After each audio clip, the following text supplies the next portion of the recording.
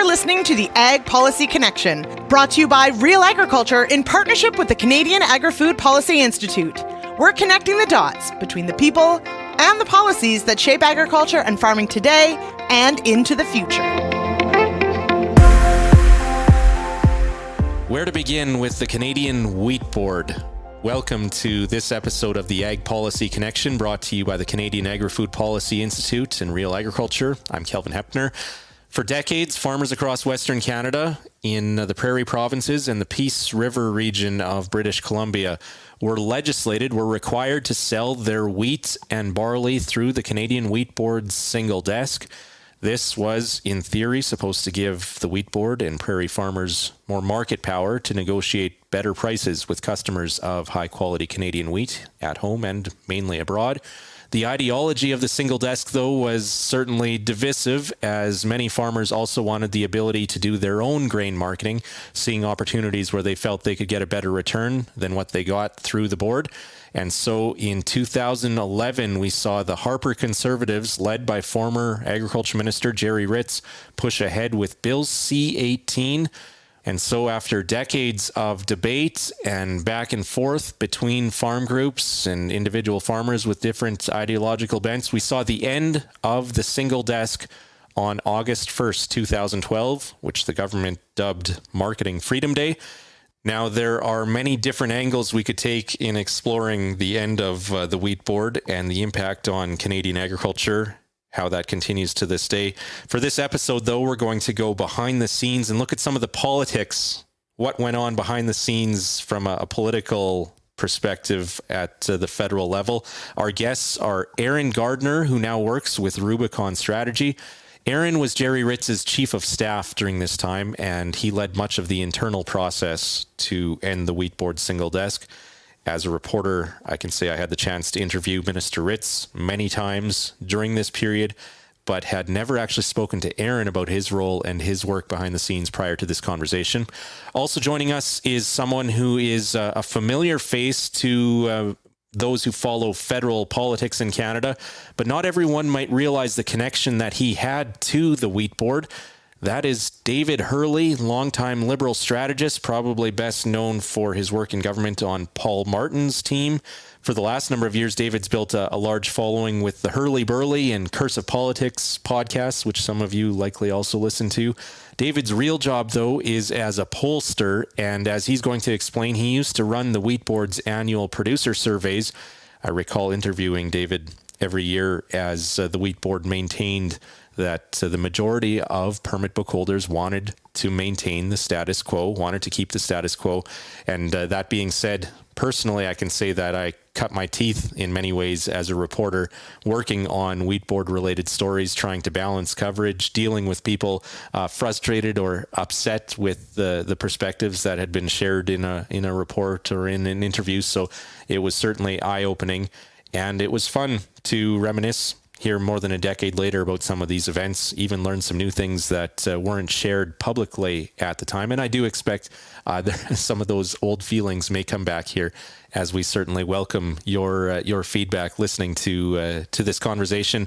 The Ag Policy Connection is brought to you again by the Canadian Agri-Food Policy Institute and Real Ag. And without further ado, we're going to explore the political side of the end of the Canadian Wheat Board.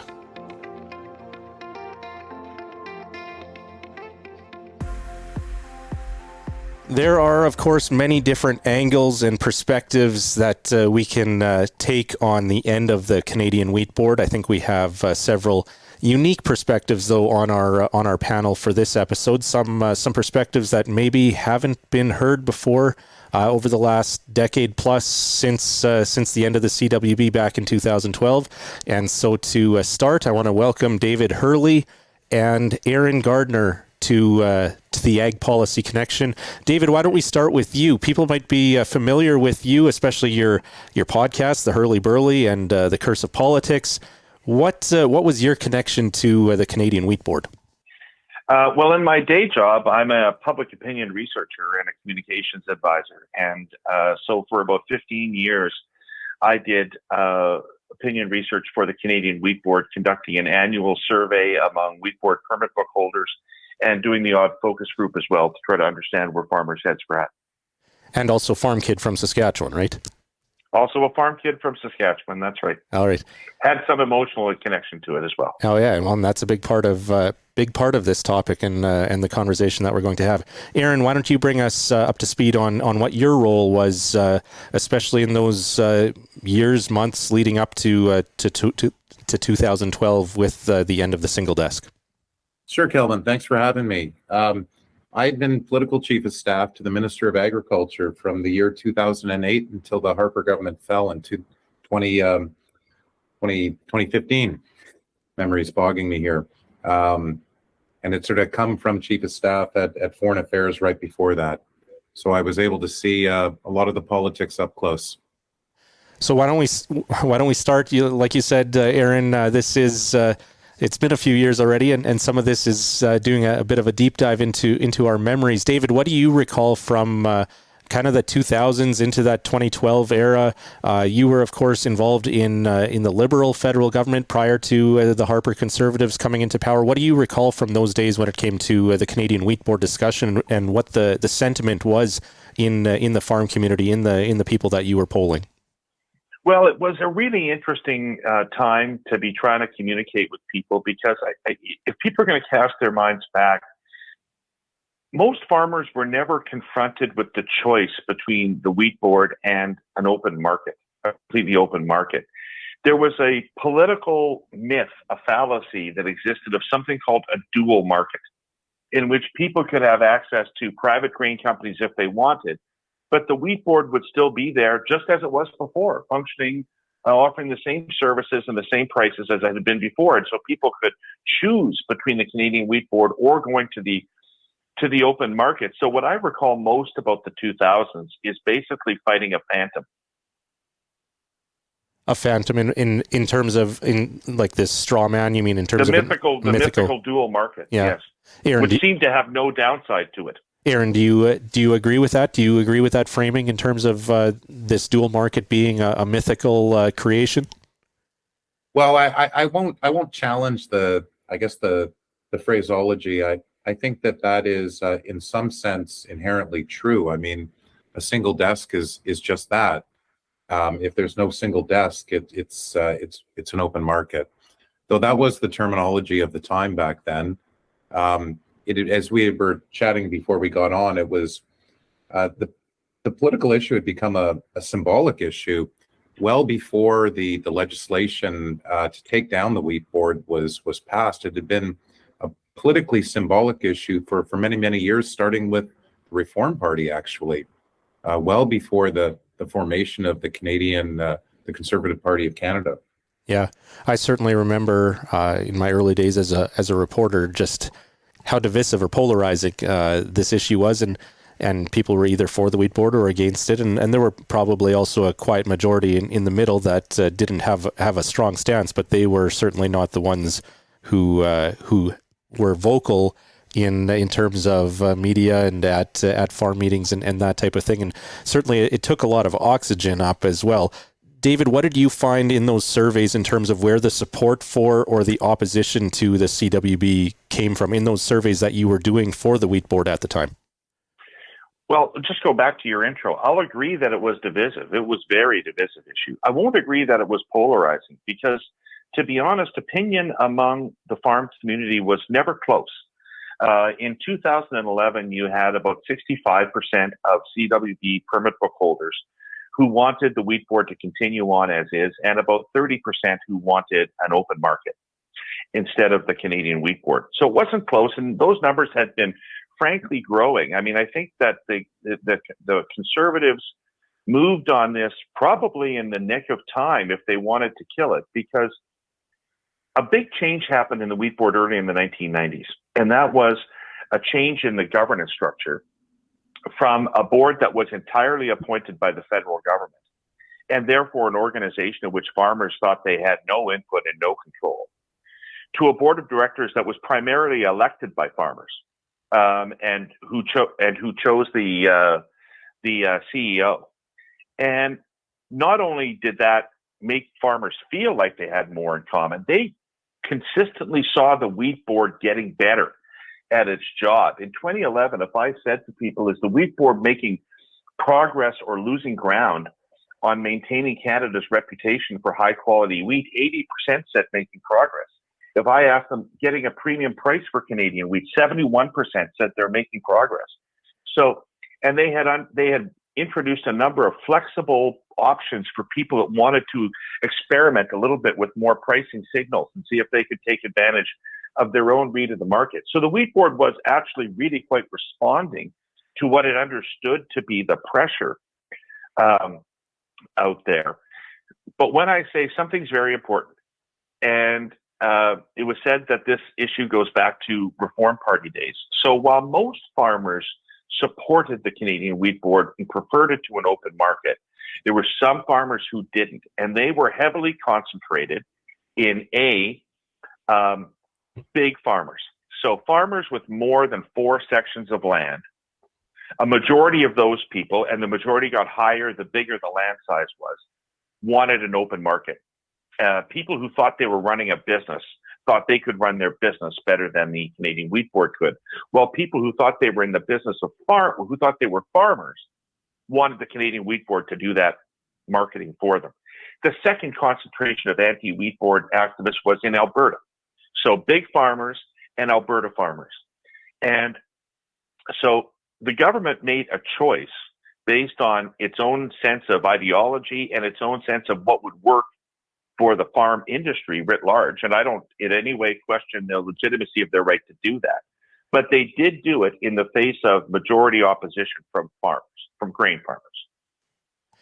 So that high correlation between farm size and whether or not producers were for or against the single desk, at least in concept, or the Canadian Wheat Board as it was. Did you ever look at, say, the percentage of acres across Western Canada, how it broke down, not just on by permit book, but by acreage or the actual volume or quantity of production that was coming from these farms? About 55-45. In which direction? In support? It support of the board, about 55-45. Okay. But yeah, closer. Yeah. Aaron, what's your response to hearing David's comments in terms of what support was like among permit book holders for CWB permit book holders? Well, I'll provide some commentary, maybe from a different angle, as I'd never really looked at this polling. I never had access to it. There were a lot of issues at the time, questions about size of farmers, or were they real farmers in some cases. Prior to my involvement, Minister Chuck Strahl had held a plebiscite, but had taken some farmers out of the plebiscite that they deemed not real, etc. There's all kinds of politics around, I guess, the numbers and the methodology, and I'm not disputing what David is saying. I know that from when we got into a majority government position, from my perspective politically, the most important thing, because there was so much noise, and that noise may have been generated by the facts that David is talking about. But for me, politically, it was important that the government move very quickly and decisively. So in other words, my advice was that we should not have legislation that takes a year and a half to roll through Parliament, because that would just be dragging out this noise for a year and a half. Also, that the legislation itself should fully eliminate the board of directors and the communications capacity of the former CWB, so that the noise itself would be eliminated with the passage of the legislation. And to the credit of my minister, and the government itself, this advice was taken. I mean, they were very much in agreement on it. What was really surprising, actually, was that after the federal election in 2011, and David, you'll find this funny, Minister Ritz had done a local media interview with his, up in Lloyd, and had basically proclaimed publicly that the single desk would be eliminated by August the following year. And of course, this there had been no memo to cabinet or machinery of government determining this outcome. The election had just occurred. But this caused all kinds of consternation inside the government. You can imagine that as the minister's chief of staff, I had a lot of angry phone calls from different central agencies, including the Prime Minister's office, that there was not approval for this kind of stuff. And when I say that, I mean at the staff level. It wasn't as if the PM was calling me, but that's how government works. And I think that the minister knew that had he not done that, put a political marker down, a clear direction, that he was probably not going to be able to wrestle machinery of government as quickly as he did. As it turned out, it was actually a godsend that he did that. We were able to then sort of rally on the staff side to try to meet that deadline. And it meant that legislation had to be written and drafted and figured out in an extremely short period of time. And it was introduced very, very quickly after that interview. And it was passed on December 15th, which I think, David, you can appreciate is sort of like lightning speed in terms of the Parliament of Canada, even under a majority government. It was incredible how quick it was. And all of the terms of elimination were there. So, suddenly the big communications branch of the CWB was silenced on December 15th, and the board of directors were gone. And I think from a political point of view, that was perhaps the most important aspect of it, because after that, there was a court case that sort of, winded out into the summer of 2012, but, and the government won that. I think the government knew it would win that case because Parliament is ultimately supreme on matters of organizing the economy. But it was the political noise largely died. I think after that, the only voice you really heard was from the NFU, and but that was a pale comparison to what it was like before that. So, Aaron, are you saying that interview that he did was the trigger or the catalyst to actually moving this file forward, or do you recall at what point you realized, okay, this is a priority either from the PMO or that we have approval and we have resources to move this file ahead? No, the minister, that interview was the catalyst. Now, in saying that, there were no approvals for that at that time. But in saying that, it probably is fair to say that this was a burning priority for Prime Minister Stephen Harper as well.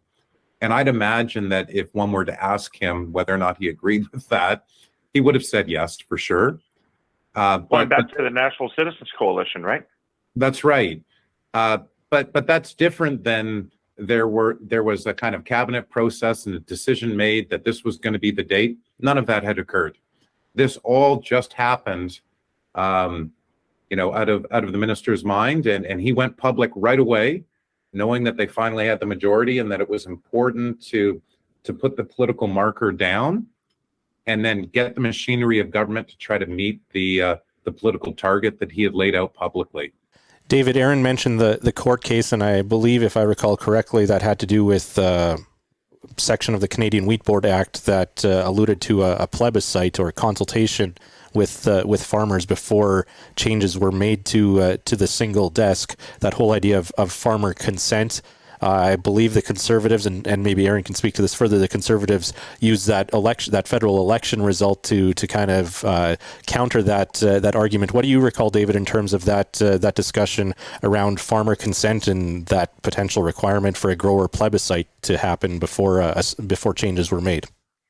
Well, I don't think that the executive or board leadership of the Wheat Board ever thought that they could survive in the face of a government that was determined to end them. So I don't know that they thought that they always had that plebiscite in their back pocket. I think people knew that the government would find a way around that if it wanted to. They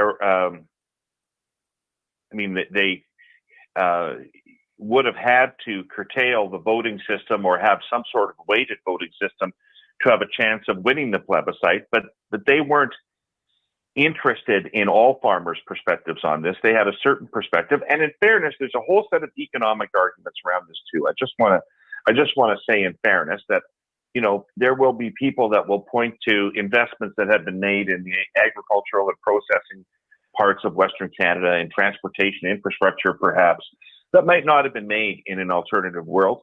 And I'm not expert enough so I don't mean to sound cynical about the government's motives. They believed in what they were doing, but they were doing it as if they were expressing the will of farmers, and they weren't. Do you agree with that, Aaron? Well, I guess it's fair to say that the government of the day felt like that they were expressing the will of the farmers that were with them. Yeah, I think that's a fair assessment, and some of this again goes back to what what you were talking about earlier with who is the permit book holder? Are they active farmers? Who qualifies as a farmer? Who should have? How should everybody's voice be weighted in that discussion? Right, but presumably everybody with between 1 and 4 sections of land is an actual farmer, right? With more than a section of land is an actual farmer. Among that group of people, between 640 and 2,500 acres, 65% wanted the wheat board to stay in place. Yeah. I think to sort of, look at it from a different perspective, but same question, the Conservative caucus at that time, you have to remember, and it's largely the same now, but virtually every rural seat in Manitoba, Saskatchewan, Alberta, and the Peace River area of British Columbia that were under the control of the wheat board, virtually every seat was Conservative. Yep. And these MPs and more particularly their staff have been well versed on this issue as a number one political flight issue for them for as long as anyone could remember. And so the pressure inside of caucus, both from the staff and the members of parliament, was something extreme. The government, would have been in a brutal position had they not acted quickly on this. The pressure from inside their own ranks to move was something phenomenal. What do you think would have happened if it had dragged out, Aaron? I think the government would have had a lot of egg on their face. There would have been a lot more noise, complaining about it hasn't gone fast enough. The other side, the pro-wheat board side, would have still had a voice, making lots of news in agricultural publications for which all of those MP offices were deeply reading every day. And I think it would have been a political nightmare for the government at that time. Yeah, the wheat board had a survival instinct. Yes, and they were very, very good at it. It was fighting for its survival. Yeah. Yes. And I should say, actually, I've spent some time relooking at things. Some of these actors I met with at the time. Alan Oberg, the former chair of the wheat board, I quite liked him. You would not find a more honest, agricultural player out there than Alan Oberg, and enjoyed meeting with him many, many times. Aaron, do you recall the hiring of Ian White as the CEO brought over from Australia to be the chief executive at the CWB?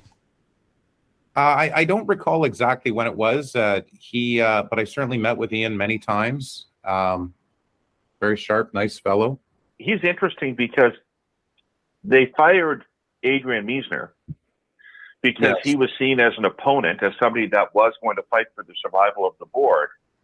And they brought in a private sector guy from Australia who ultimately became a convert to the wheat board and the single desk. Yeah, I've always wondered, and I know some of the employees in Winnipeg, I've asked them off the record, but I've always wondered and wanted to ask Ian White kind of where he stood, because I think he must have held his cards close to his chest for many of those years during that process. Well, he had a job to do, and he was doing it. But I talked to him a number of times. I know what he thought. He came to realize that the single desk was actually extracting a premium price for wheat. It's important, by the way, just a tiny thing. I just want to say, please, everything I'm saying about the wheat board, I'm saying about wheat. Barley was a different issue altogether, and the wheat board should have dropped barley years before. because it was a clear irritant. People were never happy with the job the wheat board did on barley, and it muddied up the water significantly. So when the levels of satisfaction I'm talking about are in the job they're doing on number one red spring wheat and durum, not on barley or other crops. Why do you think barley was different, or did you find some explanation for that difference in views between why barley was distinct from wheat? Oh, there was always issues about what the grade was of barley and how much barley is used here domestically for feed, etc. And I just don't think that it's not structured the same way the wheat business was, and the wheat board I don't think was able to extract the same value on behalf of farmers out of the barley market as it was for wheat, and I think just made life more complicated for farmers. Okay. So, Aaron, Bill C-18 is brought forward. You talked about that. It goes through the House of Commons, goes through the Senate. We get to August 1st, 2012. What do you recall from the events leading up to what was dubbed Marketing Freedom Day? Right. Well, I was there. It was a hell of a political celebration. The culmination for some of the people in that on that farm that day had been sort of fighting this fight for some 3 decades. It was something to see, and remarkable that it happened so quickly. I think that one of the things worth pointing out is sort of the evolution of farming. And Kevin, you would understand this better than me, but over the decades as well. I think if you're talking 2023, 2013 versus 1993, it's very, very different in terms of individuals being able to market grains themselves, and with this sort of concentration of wealth, consolidation of farms, et cetera, getting larger and larger and larger. I think the equation must have been is very different today than it would have been in the 1980s and 90s when this issue first came up. I'm sure that that's right, Aaron, but I'm also sure that the demise of the wheat board accelerated the trend toward larger farms. I think in fairness, David, that trend had already largely... Oh, no, it was well in train. No, I'm not saying it started it. I'm saying right. it assisted it. But I know that when I was on the file, it was, we were dealing with guys who would basically just, claim that, look, they were on their laptops on their seeders. And they were, checking for the best prices on pulses or specialty crops or canola, but then couldn't do so for durum wheat. Yep. But that wouldn't have been possible in the 90s. No, that's right. Yeah, technology was a big factor in making farmers feel empowered to make those kind of decisions. Mm-hmm. David, you talked about farm size and production in terms of support for and against the wheat board in the past. Did you ever look at age of farmers, and was there a difference or a correlation in terms of the age of the permit book holders? There was, and I think in line with what you were expecting when you asked that question, younger farmers were more open to alternatives to the wheat board than older farmers were. So if you looked at farmers under the age of 40, there was probably a 45% openness to the open market, wanting an open market versus a slight majority for the wheat board. Whereas if you were looking at farmers over the age of 60, you would be looking at something like 75% support for the Canadian wheat board. Aaron, in terms of farm group involvement, we saw the Western Canadian wheat growers, Western barley growers certainly were some of the more vocal groups in terms of this position being fundamental to their identity in many ways. What kind of role none of them have any following. I have to tell you that as part of my work for the wheat board, I always pulled on those organizations, every single one of them. And with the exception of Keystone in Manitoba, which has a following, most people don't even know what those organizations are or what they represent. Was it National Farmers Union in the same boat then? Generally not well known or not understood, not people feeling very little affinity with it. I mean, I was never particularly, as a communications advisor to the board, I was never really particularly worried about what those organizations were saying because they're echo chambers largely. Yeah. Aaron, in terms of the advocacy effort from industry, who were the players that Minister Ritz and your office were meeting with, or who was driving it from, or who were your contacts, I guess, in terms of industry connections and people that you were looking to for this? Well, certainly the ones that you mentioned for sure had a voice with government, but so did the Canadian grain growers, the CAFTA, Canadian Agricultural Free Trade Alliance.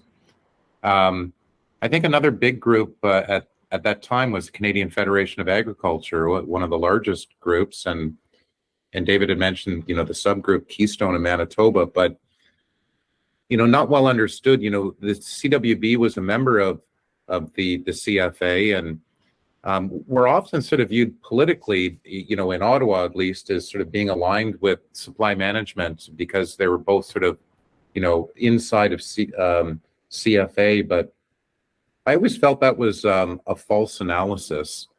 SM farming groups had very, very different interests than the CWB. CWB was very pro-international trade and very involved at all levels on the international trade side, as they should have been, as they were marketing Canadian farmers' grain to the world. But those were the big players.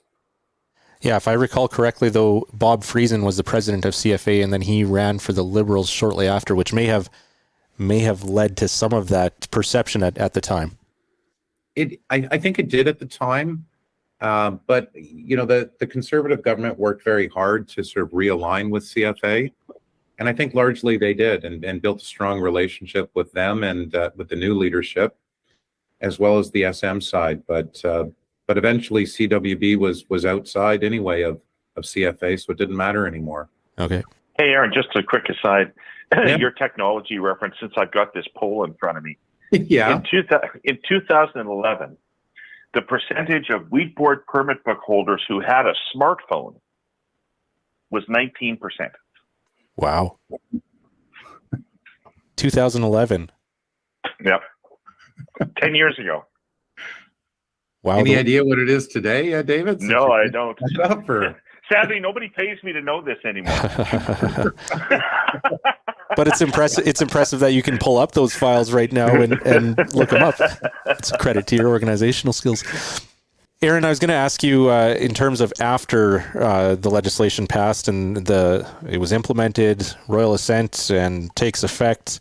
What was that process like inside government in terms of looking for a private partner, the whole privatization process at the CWB? Were you still involved in the file at that point?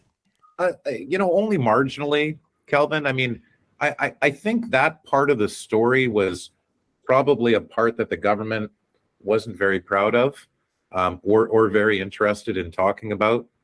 And I think everyone knew inside of government that this was not going to end well. That look, I mean, effectively, as David was mentioning about, as he termed it, the myth of dual marketing, a strong, vibrant CWB was always going to be just another grain company at some point, right? And that probably market forces, someone was going to buy that Rolodex of contacts that they had, and indeed that's what happened. David, we fast forward to 2015, and the Liberals win the election, and we've never really heard any discussion or talk about rolling back any of these changes. Are you surprised at that, or is that something that you thought would have been a possibility in 2015? Well, no, especially since Ralph Goodale's gone, I'm not sure how much time they spent thinking about the farm economy. But, however, to be serious, one of the things that made this decision by the Harper government an unusual one, because it wasn't just a typical policy preference that could be reversed. I'm not an international trade expert, but my understanding has always been that the Canadian Wheat Board, which, as Aaron said, was top of the list of irritants for the American government with Canada on trade, which I never really could figure out why farmers didn't see that as something that meant that it was good for them, that American farmers hated it so much. But my understanding is that it was grandfathered under the original Canada-U.S. trade agreement and the original NAFTA. It was grandfathered under terms that if it ceased to exist, it could not be recreated. So as long as it was in existence, it stood in as an exception to Canada-U.S. free trade. But if we ever dismantled it, it could not be reassembled. So my understanding was that the Harper decision to end the single desk was a final decision that could not be reversed. Yeah. That's interesting, because I think that was also a view among some farmers, even farmers who were okay with the government removing the single desk. They were of the view that there were a few more things that could have been value that could have been extracted, whether it was a card on playing that card on in trade negotiations or the trade relationship, or even the money that was in the contingency fund, or the ownership of the hopper car fleet and the ships on the Great Lakes. Aaron, what do you recall in terms of how that policy came together, that how you decided how the CWB's assets were divvied up as it was dismantled? Well, just if I can, on the international trade aspect, I mean, I think part of the issue there would have been that most grain farmers, are, to the extent that they're thinking about such things, they're interested in international trade agreements, whether or not it's at the WTO, in the case David mentioned with the USA, which is very, very important, but any new future trade negotiations, whether it would have been with the EU or other regional trading blocks or bilateral deals, not having the CWB as a potential irritant is a huge benefit for them in terms of potential tariff reductions on the export of their grains, in terms of potential deals they might be able to get. So in that sense, I would say that it was, from a trade perspective, very, very positive. In terms of the wheat board's assets, one of the things that was done at the time of the legislation was create a subsidy so that we could continue to move up towards the Port of Churchill. And I actually think, in retrospect, I think it would have been good for the government to have continued with that. I think it would be good for the current government to continue with that.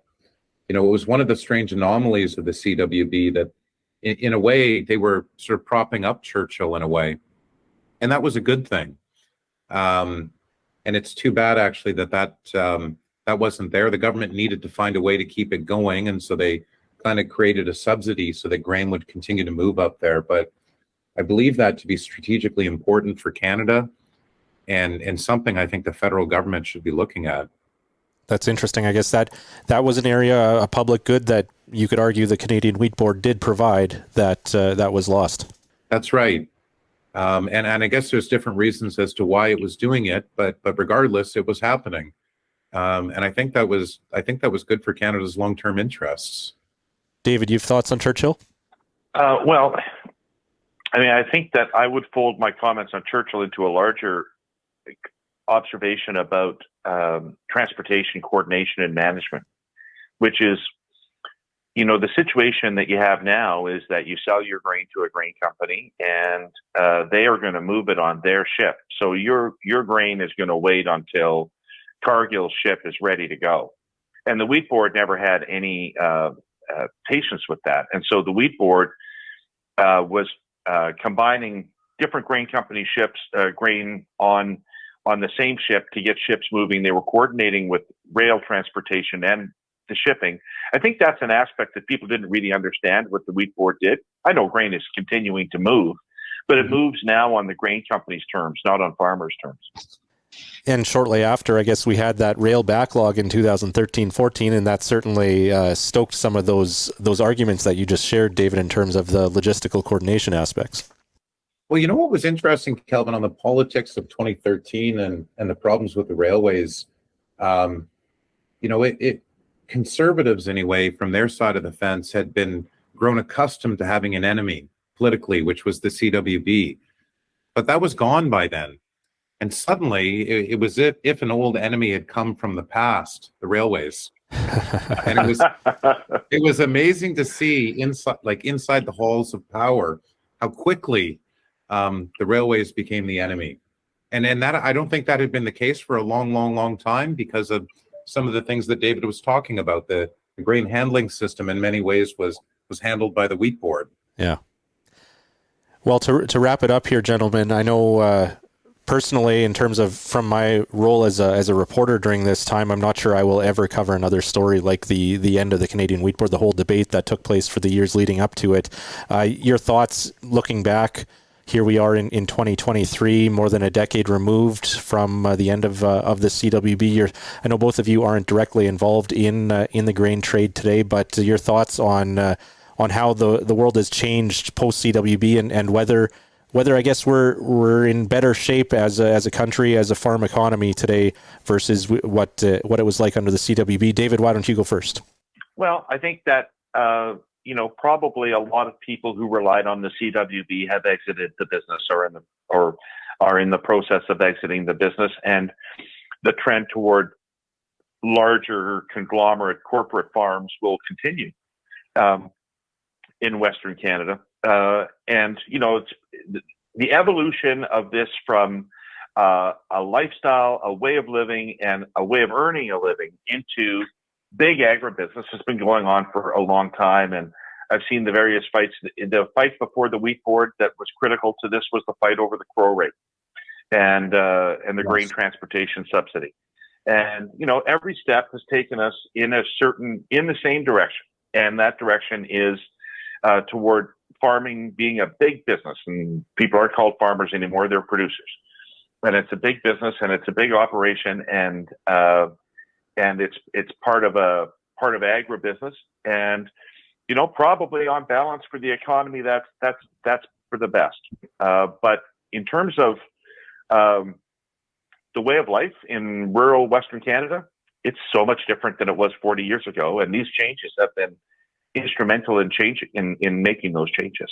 Before Aaron getting to you, David, I want to ask one follow-up. Do you think that farmers of today are more conservative ideologically, or that of the 2010s, I guess, are more conservative ideologically than they were in the past? Or where are we at in terms of that pendulum? Certainly, the federal election results and provincial election results would say that it's a major heavy majority, but in terms of the pendulum of farmer ideological or political views, from your view as a pollster, how I think that's probably something that we need to also reflect on in the context of what happened with the Wheat Board. Yes, because New Democrats used to win in rural Saskatchewan. They used to win where Gerry Ritz won sometimes. And they don't have a sniff of winning in rural Saskatchewan anymore, and not much of a sniff in rural Manitoba either. And I would think there's two things going on. One of which is that there is all over the world a growing chasm in values and worldview between rural residents and big city residents. And Canada is not immune from that at all. So if you look at whether it's voting behavior or issues, what people support or oppose, the biggest gaps you'll find are on urban rural. So that's one thing. And urban is seen as liberal progressive, and rural is seen as small c conservative. The second thing is that what I was just talking about earlier, which is that farming has been transformed into a very large business, and people that run very large businesses tend to be conservative, and small farmers who huddle together in cooperatives and wheat pools and under the rubric of the Canadian Wheat Board tended to see value in collective action, strength through collective action. That seems to have disappeared from the Prairie mindset almost altogether. Yeah. Aaron, your final thoughts on this saga that you played a key role in as Chief of Staff to the Minister of Agriculture? Sure, Kelvin. I guess just picking up on David's point, I mean, I certainly felt that when I was there at Agriculture Canada, that this shift that David was talking about had already long occurred. Even then, I don't know the numbers today, but I assume they're around the same. But then Canada was the fourth largest agricultural exporter in the world, effectively a global superpower when it comes to agriculture, which is pretty important actually for the health of the world. And I think that the end of the CWB actually assists with the benefits of Canada playing that role on the world stage. not just in terms of feeding the world, but providing a safe, healthy food to the world going forward, which by itself is potentially a huge problem. I think that it did lead to significant investments in the agricultural supply chain. I think that's been borne out. I'm with David, though I'm not a super expert on that, but I think if you look at the supply chain infrastructure over the last 10 years, I think you would find that those investments are there, and it's easy to see why. The larger agri-businesses actually have reason to make those investments for infrastructure that they control, whereas before they wouldn't have had any reason to do so. So I think that's been healthy, and overall, at least for the farmers that spoke with me, I think it's very, very good that they now have choice to market their grains alongside the other cash crops that they may have been growing. All right. Well, I want to say thank you to both of you for the excellent insight and stories, perspective on this massive change that happened now over a decade ago, and you've certainly provided some valuable perspective as we look at what we have now in terms of grain marketing policy in Canada, how we got here, and helping understand that picture today. Thank you both, David and Aaron, for joining us here on the Ag Policy Connection. It's been fun, if disheartening, to reminisce about this. Thank you, Kelvin. It's been great. Yes, thank you, guys. And I should note, David, you said before we hit record, you never thought you'd have to talk about this again. Well, here we are. Thank you for sharing these stories. I appreciate the opportunity, Kelvin. In many ways, I'm surprised we haven't already seen a book or a series of books on the end of the Canadian wheat board. I do expect it will happen, though, at some point, because there are simply so many different stories and twists and turns and perspectives and personalities that were part of that decades-long process that ultimately culminated in 2012 with the end of the single desk and that big event with the Prime Minister at the Waldy farm near Kindersley, Saskatchewan on August 1st, 2012. Certainly we can look back now more than a decade later, and there are things we can say that came to fruition that were expected, and some things that maybe were expected that didn't happen. And certainly an interesting time, and it was fun to look back on it with both Aaron and David. If you have any feedback, if this brings back some of those old feelings, my email address is khepner@realagriculture.com. If this is the first episode that you've listened to, you can find all of our Ag Policy Connection episodes on Real Agriculture, also on Spotify, Apple Music, wherever you listen to podcasts. Thanks again to the Canadian Agri-Food Policy Institute for partnering with us on this project. And most of all, thank you for joining us as we discuss and try to connect the dots on the big policy issues in agriculture right here on the Ag Policy Connection.